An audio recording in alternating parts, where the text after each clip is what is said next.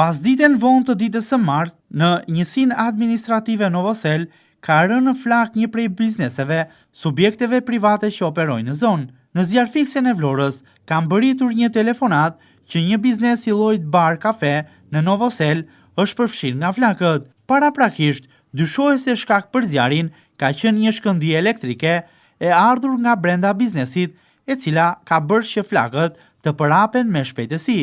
Pas lajmërimit, zjarfikse e Vlorës është nisur drejt njësisë administrative, por për shkak të largësisë nuk kanë bëritur aty në kohë. 3 automjete, siç raportohet për ngjarjen, janë nisur drejt Novoselës për të bërë të mundur edhe shuarjen e flakëve, por kur kanë shkuar, kanë konstatuar vetëm lokalin, i cili ishte i shkrumbuar totalisht. Sipas informacioneve, si rrjedhoi e flakëve, dëmet nga zjarri janë të konsiderueshme, por fatmirësisht konfirmohet se nuk ka patur persona të lënduar.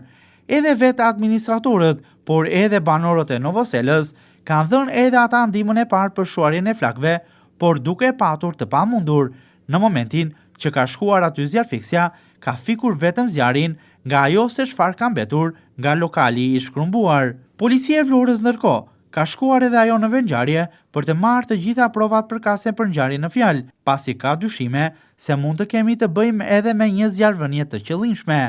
Grupi hetimor pritet që në ditët në vijim të përcaktojë edhe shkakun real të zjarrit për të shuar të gjitha dyshimet nëse kemi të bëjmë me një vatër e cila është ndezur si rrjedhoj e shkëndijës elektrike apo me një rast tjetër të zjarrvënies të qëllimshme në qytet.